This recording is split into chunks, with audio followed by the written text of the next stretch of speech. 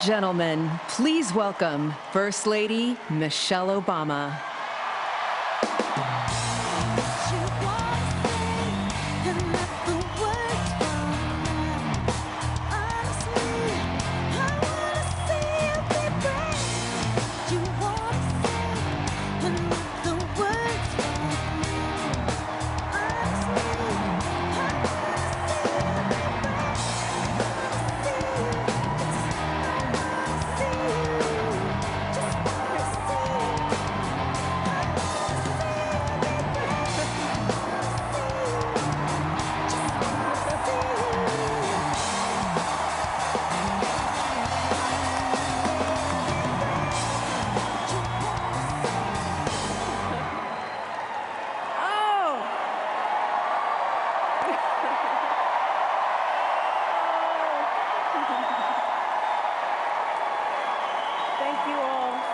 Thank you so much. You know, it's hard to believe that it has been 8 years since I first came to this convention to talk with you about why I thought my husband should be president. Remember how I told you about his character and conviction, his decency and his grace, the traits that we've seen every day that he served our country in the White House.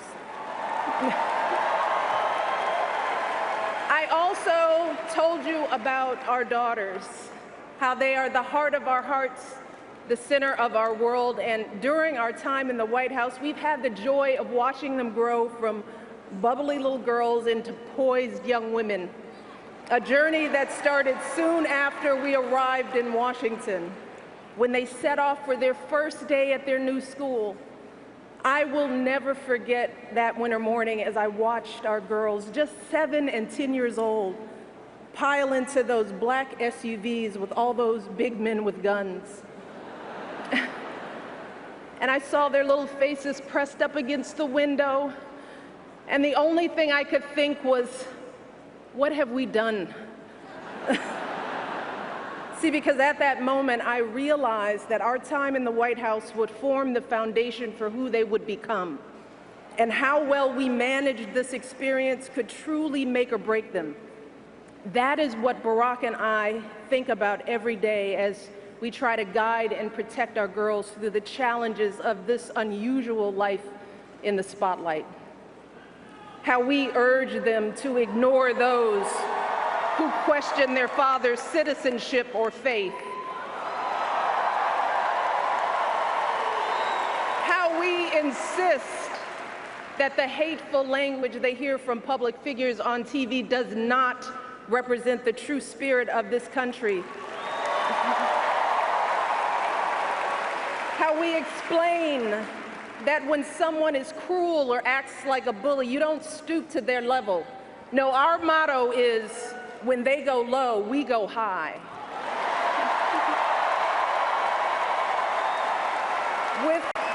With every word we utter, with every action we take, we know our kids are watching us.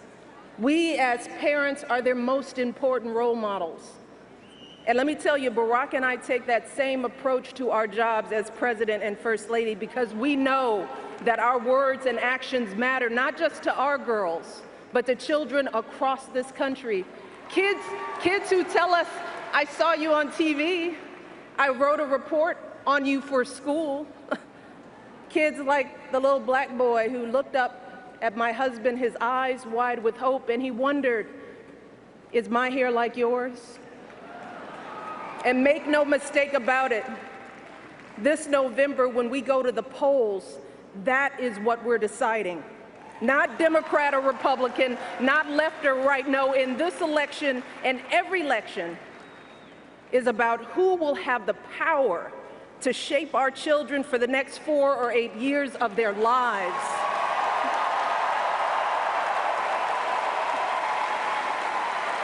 And I am here tonight because in this election, there is only one person who I trust with that responsibility.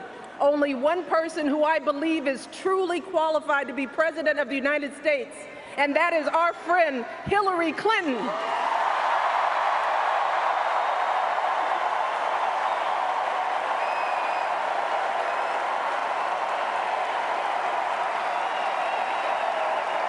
That's right. See, I trust Hillary to lead this country because I've seen her lifelong devotion to our nation's children. Not just her own daughter, who she has raised to perfection, but every child who needs a champion. Kids who take the long way to school to avoid the gangs. Kids who wonder how they'll ever afford college. Kids whose parents don't speak a word of English but dream of a better life.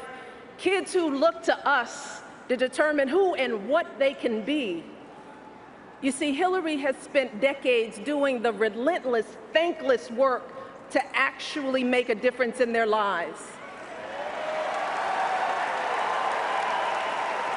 Advocating for kids with disabilities as a young lawyer, fighting for children's health care as First Lady, and for quality child care in the Senate.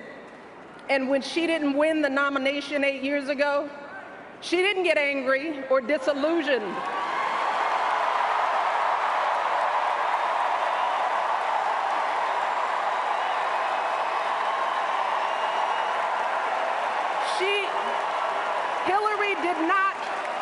Hillary did not pack up and go home, because as a true public servant, Hillary knows that this is so much bigger than her own desires and disappointments.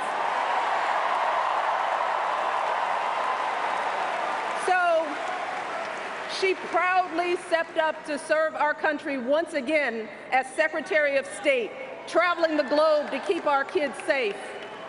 And look, there were plenty of moments when Hillary could have decided that this work was too hard, that the price of public service was too high, that she was tired of being picked apart for how she looks or how she talks or even how she laughs.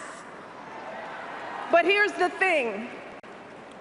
What I admire most about Hillary is that she never buckles under pressure. She never takes the easy way out. And Hillary Clinton has never quit on anything in her life.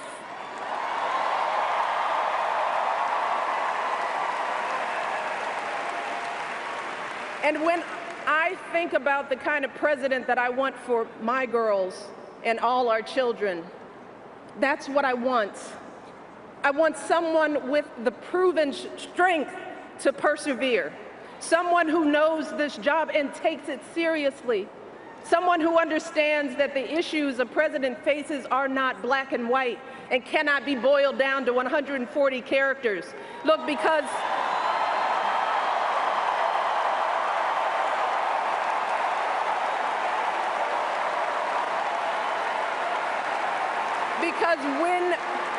when you have the nuclear codes at your fingertips and the military in your command, you can't make snap decisions. You can't have a thin skin or a tendency to lash out. You need to be steady and measured and well-informed.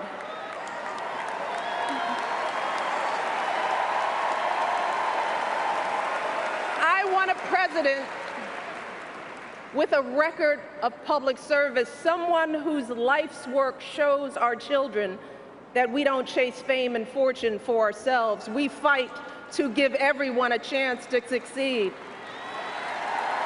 And we give back even when we're struggling ourselves, because we know that there is always someone worse off. And there, but for the grace of God, go I. I want a president who will teach our children that everyone in this country matters.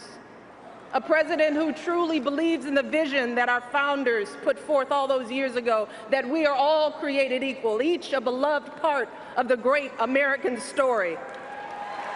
And when crisis hits, we don't turn against each other. No, we listen to each other. We lean on each other. because we are always stronger together.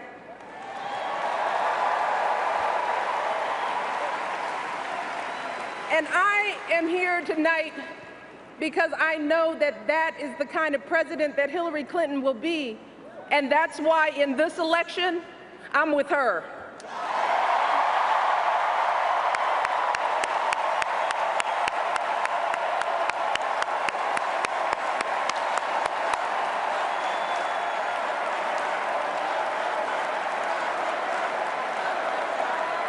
You see, Hillary understands that the president is about one thing and one thing only. It's about leaving something better for our kids. That's how we've always moved this country forward, by all of us coming together on behalf of our children. Folks who volunteer to coach that team, to teach that Sunday school class, because they know it takes a village. Heroes of every color and creed who wear the uniform and risk their lives to keep passing down those blessings of liberty. Police officers and protesters in Dallas who all desperately want to keep our children safe. People who lined up in Orlando to donate blood because it could have been their son, their daughter in that club.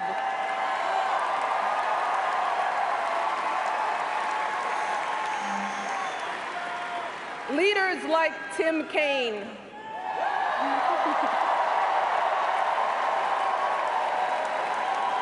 who show our kids what decency and devotion look like. Leaders like Hillary Clinton, who has the guts and the grace to keep coming back and putting those cracks in that highest and hardest glass ceiling until she finally breaks through, lifting all of us along with her. That is the story of this country, the story that has brought me to this stage tonight, the story of generations of people who felt the lash of bondage, the shame of servitude, the sting of segregation, but who kept on striving and hoping and doing what needed to be done so that today I wake up every morning in a house that was built by slaves.